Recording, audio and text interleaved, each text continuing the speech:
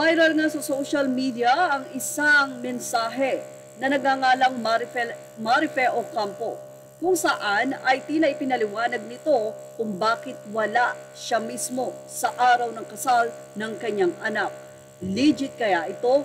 Matatandaang nag-viral sa social media ang wedding ni Zainab Harake, hindi lamang sa napaka-engrandeng kasal niya with Ray Park, kundi dahil na rin sa hindi pag-present ng kanyang ina at ang tanging ama lamang nito ang naghatid sa kanya sa altar. Makikita ang emotional na si Zainab at ang kanyang anak, ang kanyang ama, at nandun nga ang tanong ng mga netizen, bakit wala ang ina ni Zainab Harake sa araw mismo ng wedding nila ng asawang si Ray Parks? Bakit nga ba ang ama lamang ni Zainab Harake ang nandun? Ano ang dahilan? Iba-iba ang naging kuro-kuro. Baka daw may medical condition ang ina ni Zainab, o baka naman nagkaroon ng problema bago ang kasal o mismong kasal kaya hindi ito nakapunta. Marami ang kuro-kuro, pero ano nga ba ang sagot?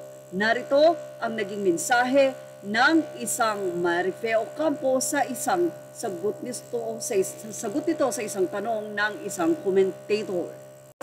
Mula sa isang commentator, aniya, ikaw ang kasama, tapos sa araw ng kasal, wala ka. So sad naman. Say naman ni Marife Ocampo, ano po ang gagawin ko? Di po ako pinapasok sa gate. Nakaban po ako. Mahigpit na bili ni Zainab sa mga coordinator po. Then sa head guard na sila guard po, kaya uwi na lang po ako. Anong gagawin ko po? Yung guard nakiusap na nga po sa coordinator sa loob. Yung guard di po talaga papapasukin ng mother ni Zainab. Yun po ang utos ni Zainab sa kanila. Okay na po ba?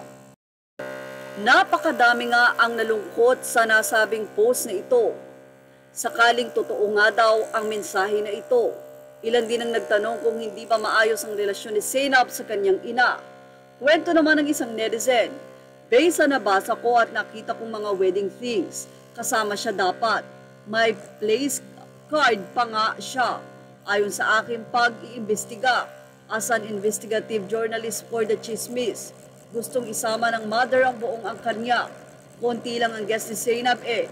So kung ipipilit ang madaming tao, then lolobo ang guest list. Plus kung hindi yan invite, eh saan sila magsisiupo? Wala naman sila sa bilang.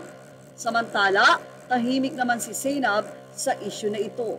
Ano nga kaya ang tunay na dahilan? Bakit hindi pinapasok ang ina ni Zainab? Yan ang ating showbiz snap update. Images are all credit to the rightful owners. Thank you for watching.